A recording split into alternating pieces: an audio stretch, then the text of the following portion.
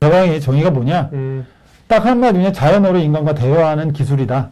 그거고, 그 다음에 기계학습이나 자연어 처리 엔진들, 아까 말씀드린 것처럼 코어A 같은 경우는 3개의 엔진, NLU 엔진을 3개를 컨비네이션해서 적은 데이터를 가지고 높은 애큐러시를 낼 수 있는 하나의 엔터프라이즈에 특화된 어떤 그런 기술 영역을 가지고 있습니다. 그리고 맨 밑에 기업의 내외부 시스템이라고 표현을 했는데, 아까 말씀드린 게 그겁니다. 기업 내부에 있는 여러 가지 시스템들하고 연결을 해서 인티그레이션 하는 거예요. 그러면 이제 실제로 고객이 일일이 이걸 위해서 뭔가 앱을 따로 만들거나 하실 필요 없고, 요 놈을 통해서 고객의 의도를 인지하고 그 의도에 맞는 앱들을 구동하는.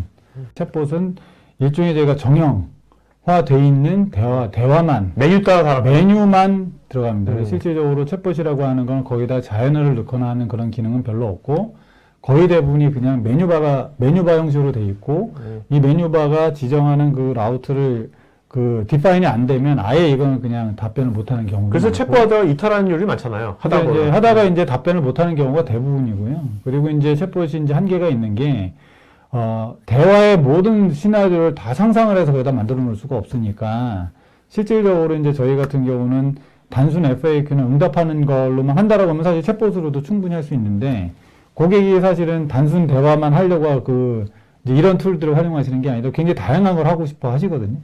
그러니까 이제 예를 들면 내가 뒷단에 있는 뭔가 시스템이나 이런 것들, 어플리케이션들하고 연동을 해서 뭔가를 하고 싶어 하시는 경우도 있는데, 챗봇은 기본적으로 그거를 하기가 어려운 구조입니다. 그래서 이제 챗봇은 그냥 단순 질의응답, 왜 이제 거기에서만 딱 멈춰져 있는 거고, 실질적으로 이제 대화형 AI 같은 경우는 자연어 처리 기술도 이게 머신러닝 기술도 이런 것들이 많이 들어가기 때문에 답변을 못할 경우에는 제가 계속 얘를 트레이닝 시키면 이게 답변의 율이 굉장히 많이 빨리 올라갑니다. 근데 이제 챗봇은 트레이닝이라고 하는 것 자체가 사실은 없어요. 그런 것들 때문에 요즘에는 점점 챗봇이라고 하는 단어는 거의 쓰지를 않으시고, 왜냐하면 회사 내부에서 이미 챗봇 가지고 지난 몇 년을 프로젝트 하셨다가 많이 이제 활용 안 하시는 케이스들이 워낙 많아져서, 그래서 여기에 이제 자연어 처리 기술들이 이제 저희가 탑재가 되기 시작을 하고, 그리고 실제로 굉장히 많은 다양한 그 메신저들, 회사에서 쓰는 메신저들하고 인티그레이션이 되면서 대화형 AI라는 기술이 중간에 들어감으로 인해서 기존에 쓰고 계시던 메신저,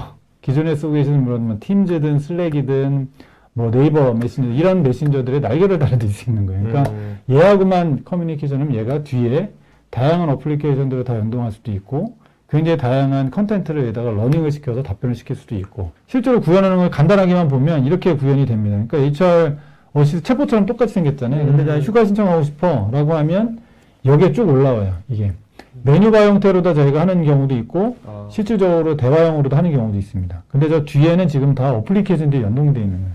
예를 들어 워크데이나 석세스 팩터 이런 거. 그럼 여기 보시면 내일부터 이틀간 내일이 몇 월 며칠이라는 걸 얘가 아는 거예요.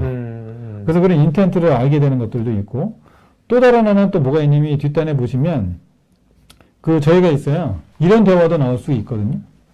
그러면 경조사유가 같은 거. 그럼 얘는 이거 돌아가셨다라는 걸 의미를 보고, 이거는 경조사유가에 대한 내용을 하는 회사에 못 나가서 반말해도 되는 거네, 반말. 네. 근데 저게 처음에는 못 알아들어요, 얘가. 그럼 저걸 이제 저희가 트레이닝을 시키면 그걸 이제 알아듣고 이제 그걸 합니다. 그래서 이런 형태의 업무를 이제 이 대화형 AI 기술 다 구현을 할 수 있습니다. 이거는 저희가 샘플로 이제 만들어 놓은 거고. 보통 이렇게 HR 부서에서 이거 한 다음 트레이닝 시킨다고 했잖아요. 그래서 알아듣는다 그랬잖아요. 그 트레이닝 기간이 보통 얼마나 걸립니까? 그건 사실은 뭐 고객사에 따라서 콘텐츠가 다른데, 진짜 이거는 그냥 저희가 픽스하고 나서 바로 트레이닝이 돼버려요. 근데 그게 툴 안에서 트레이닝하는 기능이 따로 있어요. 그래서 제가 이거를 조금 이거 못 알아듣네는 그 자리에서 바로 거기다가 이 픽스해서 그냥 트레이닝하고 바로 트레이닝해서 근데 그게 이제 아까 말씀드린 것처럼 이게 굳이 뭐 다른 파트너나 엔지니어를 동원해서 뭘 할 수 있는 게 아니라 그냥 되게 쉽게 버튼 몇 개만 누르면 달 수 있게끔 돼 있어요. 사용자가. 근데 이제 벌크로 트레이닝을 해야 된다. 저희 이제 권고를 드리는 거는 이걸 한번 프로젝트 하고 나면 뭘 하냐면 저희가 이제 한 달, 뭐 일주일 정도를 답변을 못하는 것들을 제가 로그를 떨어뜨리면 이걸 가지고 저희가 답변을 만들어서 올려놓으시고 트레이닝 하시면 바로 또 그다음부터 답변을 시켜요. 그래서 그 트레이닝 과정 계속 한다고 보시면 되고요. 이런 게 이제 HR 어시스트라고 해서 이제 HR 업무를 이제 대행하는 거. 그리고 또 다른 하나는 이제 뭐가 있냐면 이제 IT.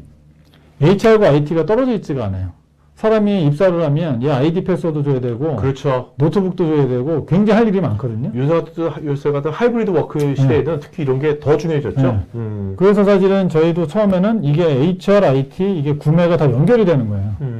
얘가 온보딩을 하면 온보딩 한 다음에 IT 관련된 프로세스 처리해주고 그거에 구매 쪽이랑 연결이 돼서 이제 이런 것들을 이제 여태까지 다 이게 타스크 형태가 따로따로 떨어져 있었는데 이제 이거를 요런 그 대화형 엔진을 통해서 이제 인티그레이션을 하게 되면 실질적으로 사람이 입사했을 때 그 노트북 사주는 거 이런 것도 이제 자동화를 할 수 있는 그런 구조도 여기 나옵니다. 그리고 실제 요즘 ITSM 많이 쓰시잖아요. 그렇죠. 서비스나우나 이런 ITSM 솔루션들을 쓰실 때 그 ITSM 솔루션의 티켓 생성하고 그런 것들도 사실은 그 ITSM 솔루션에 들어가서 하는 게 아니라 그냥 이 안에서 처리할 수 있어요. 예를 들면 제가 여기 이제 데모로 하나 만들어 놓은 거는 뭐냐면 뒤에 저희가 서비스나우가 붙어 있어요. 네. 샘플 데모를 만들어서 네네.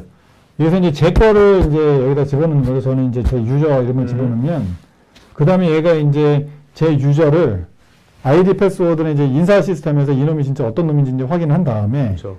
그 다음에 이제 이렇게 여기를 저희 이제 넌 무엇을 할 수 있니라고 저희 일부러 이제 넣어놓은 건데 얘는 무엇을 도와줄 수 있냐고 얘기를 하면 아 저희는 이런 걸 할 수 있어요. 그럼 이제 얘기를 하고 그 중에서 예를 들면 노트북을 난 사고 싶어요.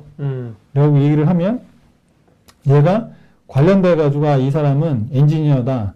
이 사람은 세일즈다. 이 사람은 뭐다. 이걸 해서 이렇게 디파인을 회사 내에서 해놨거든요. 그걸 이제 얘네한테 알려주는 거예요. 그러니까 맞춤형 정보를 주는 네. 거네. 맞춤형 정보. 개인화된 정보를 얘한테 쏴주는 거죠. 그럼 이제 거기에서 얘가 하면 이제 이거는 온보딩 프로세스 중에 하나로 이제 처리할 수도 있고. 그럼 이게 이쪽 회사 입장으로 보면 하나의 티켓이 생성되는 거예요. IT 서포트 티켓이. 사실 이게 현업 입장에서는 IT 부서인 사람들은 뭐 그냥 아까 같이 서비스가 들어가서 하면 되겠지만 현업들은 이런 식으로 하니까 훨씬 더 편하잖아요. 그렇죠. 쉽고. 네. 그래서 사실은 IT 운영하시는 분들도 한 저희가 얘기 듣기로는 한 70~80%가 다 뭐냐면 패스워드 리셋이에요. 제가 이게 저희가 안 돼요. 그렇죠. 그렇죠. 네트워크가 안 돼요. 네. 로그인이 안 돼요.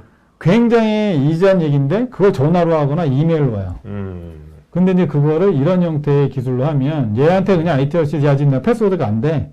얘 비밀번호 재설정이라 하잖아요. 그럼 얘가 옵타랑 연결해서 비밀번호 인터넷 그냥 발급해서 보내버려요. 네. 그럼 이제 이런 일들을 얘네한테 하는 거죠. 그래서 실질적으로 이제 이게 IT 어시스트가 IT 운영 담당하시는 분들의 업무를 24시간 돌리는 거예요, 얘네는. 그러니까 이제 지금 우리가 업무 형태가 많이 바뀌었잖아요. 그것도 얘네가 그렇죠. 이제 지원할 수 있는 거예요. 리모트로 했을 때도 왜냐면 9to6 이외에도 이런 업무를 할 수 있게끔 이제 IT 어시스트를 통해서 지원할 수 있는 게 이제 있는 거죠.